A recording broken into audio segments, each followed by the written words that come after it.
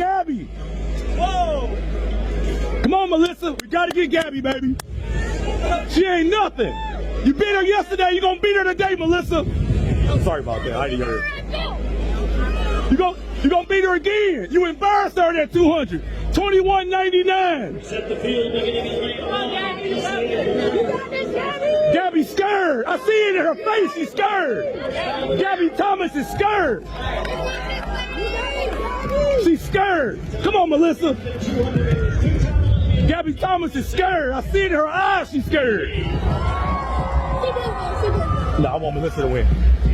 No, but Mellissa didn't win. I know. I want Mellissa to win. Gabby Thomas. I need Mellissa. That's right, Gabby. Come on, Gabby. Don't choke, Gabby, like you did yesterday, Gabby. Yeah.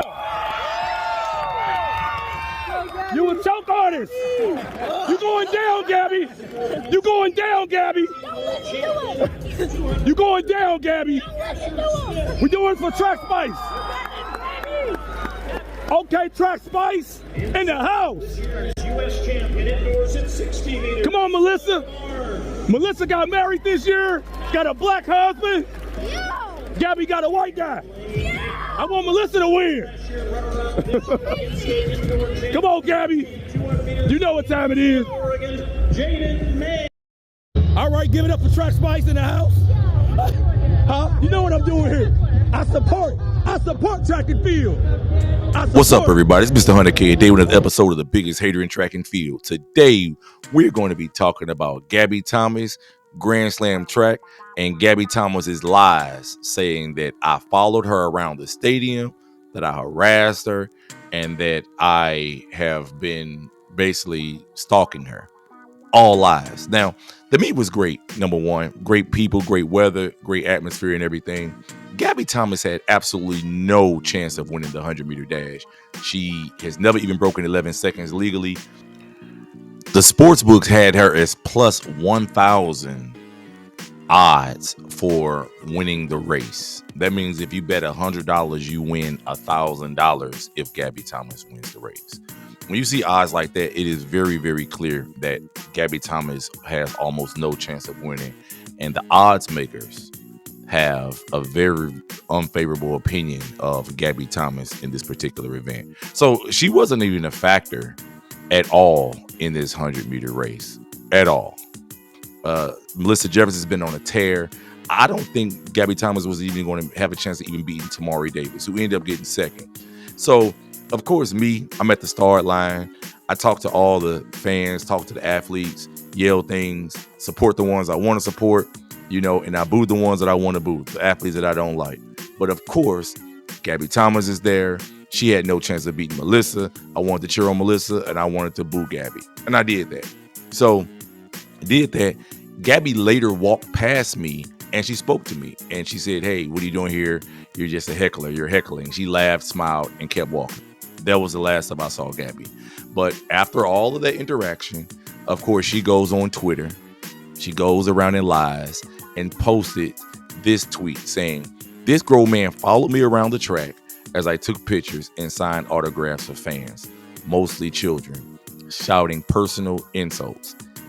Anybody who enables him online is gross."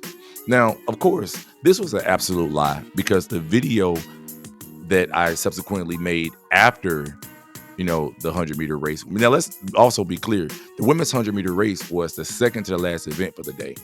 After that was the men's. I actually got video of me at the men's race at the start line, also saying things to athletes like Aaron Brown, Kenny Benerick, a.k.a. Track Spice. So in order for me to follow a person who just ran, I would have to probably follow them towards the finish line and walk down there wherever she was going. But of course I didn't. I stood still. Later on, after the meet was over, while waiting for my beautiful wife, kids, and some friends, Gabby walks past me again. That was the total interaction between me and Gabby Thomas. So what she said on the tweet was an absolute lie. It was done for sympathy.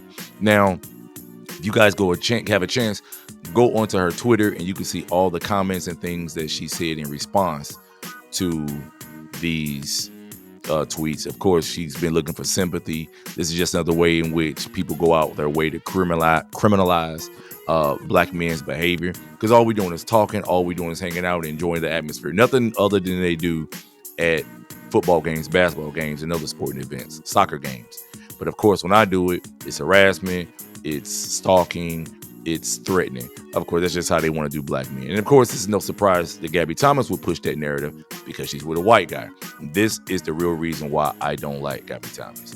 You know, it had nothing to do with no parlay. It had nothing to do with sports betting. To be honest with you, like I said, Gabby Thomas was never going to be a threat to Mellissa Jefferson losing. It'd probably be Tamari Davis if anybody was going to be threatening towards, you know, Mellissa Jefferson losing that race. And also, that was only like a $2,000 or $3,000 profit between all of those races that I had.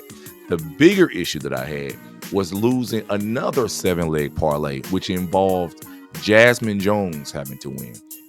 One of the United Kingdom's twin sisters, the Nielsen twins, ended up breaking it up because she beat Jasmine Jones by 0.13 of a second, which ultimately cost me $32,000 in profits by losing by 0.13 of a second. It happened. So that was the real threat to my parlay. So me sitting there talking trash and, you know, booing and things like that to Gabby Thomas, it's not about sports betting. Nobody cares about none of that because she was never a threat. If I was going to be booing somebody, I should have been booing the Nielsen twin.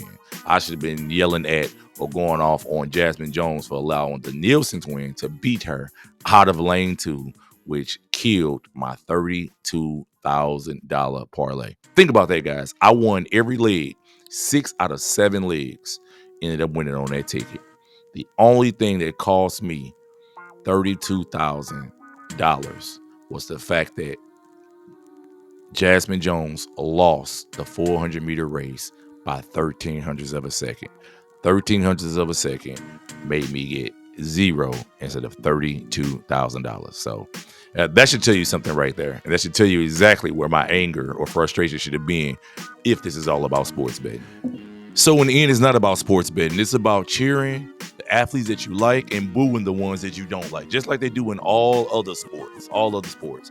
And this is another prime example why track and field will fail as a sport. They will never get the national recognition or the worldwide recognition that they always claim that they desire to have, because they're too sensitive. And if you're not ready for the heat like soccer and basketball and football, where the fans literally fight in the stands of some of those events, they've been throwing bananas at some of the black athletes in some of these other countries in the soccer games. Like literally they boo and wave signs to try to cause or wave little sticks or whatever to try to cause NBA players to miss free throws. So there's an intentional method that they have to try to cause other athletes, their athletes that they're opposed, to actually fail, that fans engage in. These are fans come to games who purposely scream and wave hands and make an athlete miss a shot, drop a pass and things like that. They make fun of athletes, and this is what this is all about. But the very fact that track and field athletes are so sensitive and so dumb, this is just another example of why the sport will continue to shrink, be small, and they will never have the worldwide love and attention that they feel like they deserve. It's amateurish, it's ran amateurish, not like a professional league. And part of being professional, you're going to have fans out there that's going to cheer you on, and you're going to get booed. That's just part of the game. You got to be willing to accept getting booed. So that's just the thing. Like, for me to want Mellissa Jefferson to win because she's a better athlete, I like her more than I like Gabby a lot more. You know, that's my prerogative. I have that opportunity. I have that freedom to yell and say whatever I want to say. That's, of course, within parameters that any athlete that I want to yell at during a sporting event. You know, I didn't call her out her name. I didn't say anything that was, you know, violent or threatening towards. I didn't. But, of course, you go on her Twitter page, and it's ridiculous on her Twitter page. They're adding the FBI, saying ban him from games, ban him from the venue, ban him from all track meets, ban him from everything, which is completely ridiculous. They can't ban me because I could show up with a mask on but with a costume on, and still I'm gonna sit and watch and yell at my favorite athletes, ones that I like and ones that I don't like. That's just part of the game. So anyway, y'all, to close this video, I'm gonna let you guys read some of the tweets, some of the stupid tweets that some of these people have been posting in response to Gabby Thomas's cry out for sympathy on her Twitter page this morning, trying to say that she was being followed, which was all a lie. Like I said, she walked past me at the end of the meet, signing autographs, doing whatever she was doing, claiming that, you know, she was signing autographs for little kids and stuff. She walked past me and spoke to me. So that was all a lie. And it's another reason why she's a Karen and why, you know, we need to reject people like that out of the sport and out of the community, especially out of the black community, because they do all they can to try to criminalize black men. We're just fans. That's all. We're just out there having fun like everybody else. So anyway, y'all, check these tweets out. Check this loser out. I'm happy she lost. Congratulations to Mellissa Jefferson. Until next time, this is 100K a day, and peace out.